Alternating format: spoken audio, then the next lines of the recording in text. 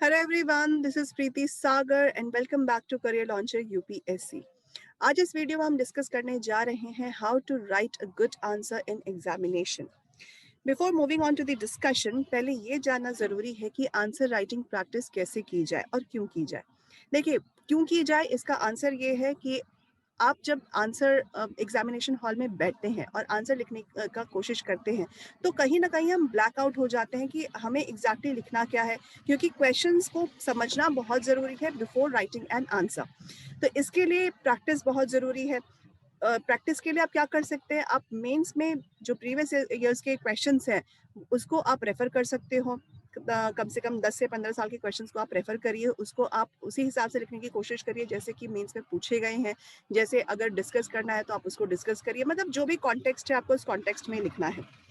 इसके अलावा word limit को फॉलो करना है और आप इसको ऐसे भी प्रैक्टिस कर सकते हो जिससे कि आपका टाइम मैनेज हो सके.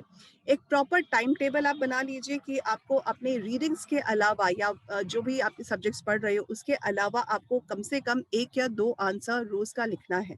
इसके बाद आप इसको और आगे जो आपका नंबर ऑफ आंसर राइटिंग है आप उसको बढ़ा सकते हो. इसको मैंडेटरीली आपको फॉलो करना है, बिकॉज अगर आप आंसर राइटिंग प्रैक्टिस नहीं करते हैं तो एग्जामिनेशन हॉल में काफ़ी मुश्किलों का सामना करना पड़ता है. जैसे कि मैंने बताया कि हम ब्लैंक हो जाते हैं कि हमें क्या लिखना है.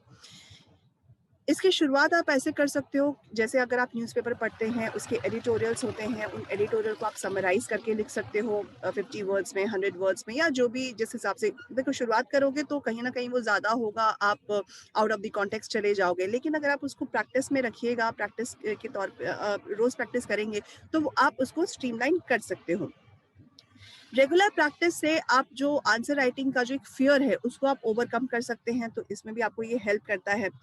और आंसर राइटिंग से पहले, मतलब अगर आपने सोचा कि आपको अब आंसर राइटिंग प्रैक्टिस करना शुरू करना है, उससे पहले ये आप सुनिश्चित कर लें कि आपने जो भी उस सब्जेक्ट से रिलेटेड एनसीईआरटी है या और भी जो रेफरेंस बुक्स है, मतलब एक प्रॉपर अंडरस्टैंडिंग आपने गैदर कर ली है, चाहे वो एनसीईआरटी के माध्यम से हो या और भी कोई रेफरेंस बुक्स के माध्यम से हो. तो कहने का ये मतलब है कि आंसर राइटिंग से पहले आपको आपके अंदर वो अंडरस्टैंडिंग होनी चाहिए, जिससे जो वो कैसे होगी, जो ये होगा आपके बुक्स के रीडिंग से.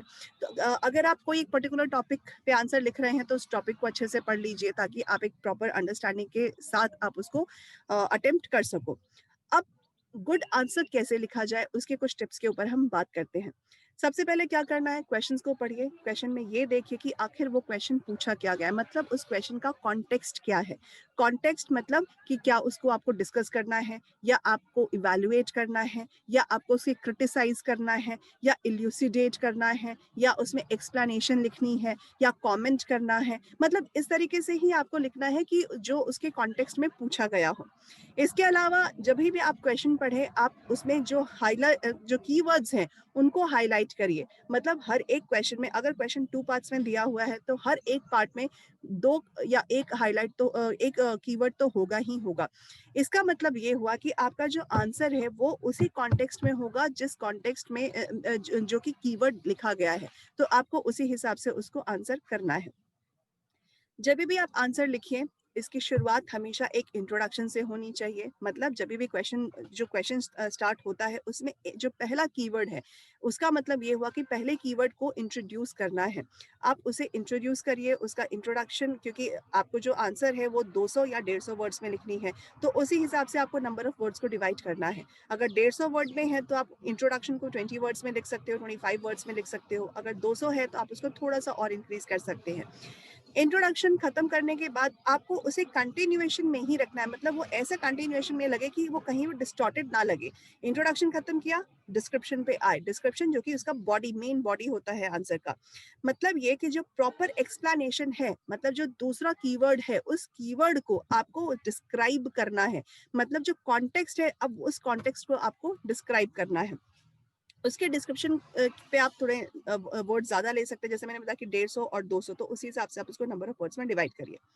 अब जो सबसे आखिरी जो पैराग्राफ होगा वो होगा कंक्लूजन का।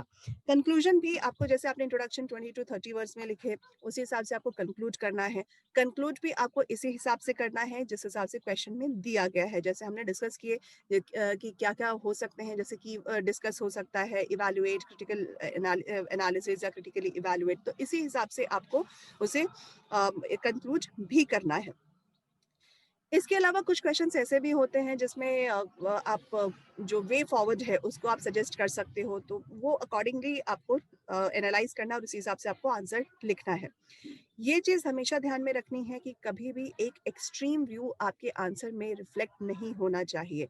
मतलब आपको कभी भी गवर्नमेंट के अगेंस्ट कुछ नहीं लिखना है। एक मिडल वे में आपका आंसर होना चाहिए। जैसे बुद्धा का मिड वे था, एट फोल्ड पाथ था, उसी हिसाब से आपका भी आंसर उसी हिसाब से होना चाहिए।